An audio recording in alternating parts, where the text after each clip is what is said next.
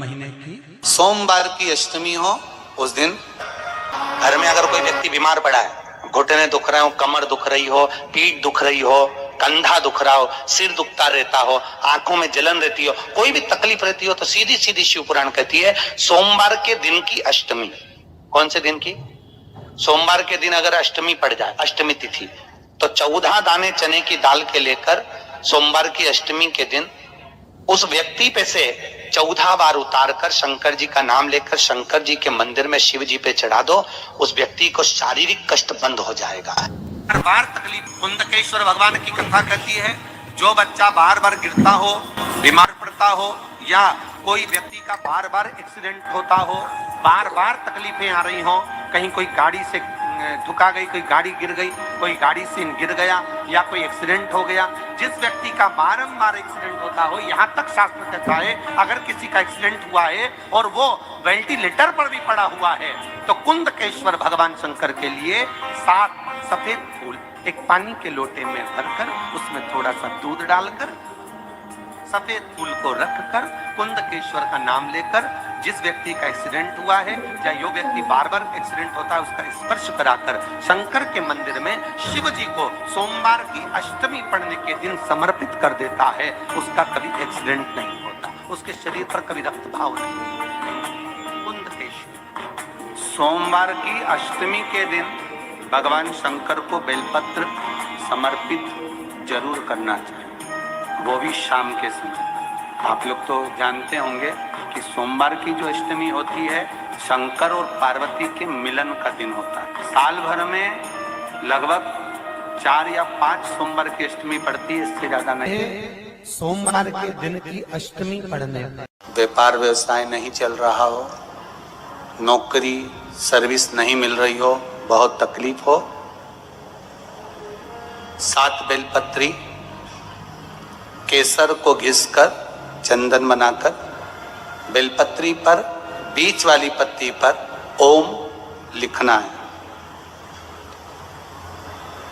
दोनों पत्तियों पर भी एक आद्य शक्ति जगदम्बा के नाम की केसर की बिंदी लगाना है, दूसरे में श्री गणेश रिद्धि सिद्धि के नाम की बिंदी लगाना है। शिव जी पर समर्पित करते जाना,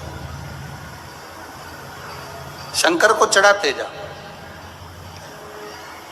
सोमवार की अष्टमी के दिन भगवान शंकर को बेलपत्र समर्पित जरूर करना चाहिए, वो भी शाम के समय पर।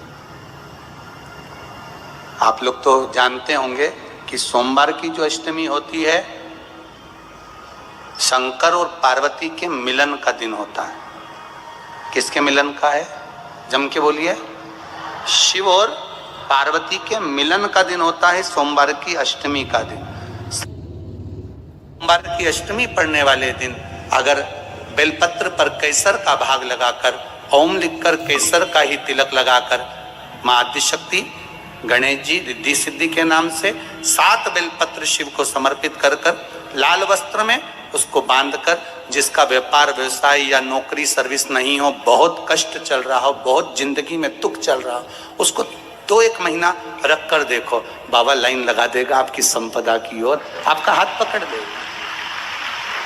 सोमवार की अष्टमी शिव को रिझाने की होती है, भगवान शंकर को मनाने के लिए, शिव को प्राप्त करने का एक साधन है। तकलीफ है और नहीं हो रहा काम, बहुत दिनों से लगे हो, नहीं हो रहा, हरा मूंग ले जाओ, मूंग के दाने तो रहते हैं घर में, केवल 31 मूंग के दाने लेकर जाइए, 31 चावल के दाने लेकर जाइए और 31 ही बेलपत्र लेकर जाइए। जिस दिन सोमवार की अष्टमी हो, कौन से दिन?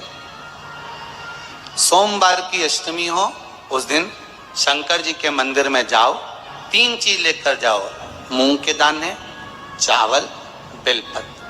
चावल जो 31 लेकर गए हो अपनी कामना कर कर शंकर जी की देहली पर रख दो, चौखट पर, कहीं पर भी एकांत में उसको रख दिया गया। मूंग के जो दाने लेकर गए हो 31, वो नंदी के पास में, जो नंदी का पांव ऊंचा रहता है उस पांव के पास रख दीजिए।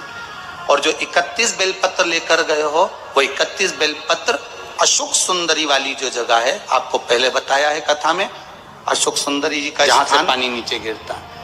प्रत्येक शिवलिंग के सामने एक मोटी सी लाइन होगी, उस मोटी सी जो लाइन है अशोक सुंदरी, वहां पर जो 31 बेलपत्र लेकर गए हो, अपनी कामना कर कर पीला चंदन लाल चंदन लगाकर उस पर समर्पित करते जाओ। उसकी डंडी जहां से पानी बहता है उस ओर होना चाहिए। आप निवेदन कर कर देखो, एक सोमवार की अष्टमी पर कर कर देखना, दूसरी सोमवार की अष्टमी आएगी, अपने आप आपका काम हो गया होगा। बाबा से निवेदन तो करो, क्यों भटक रहे?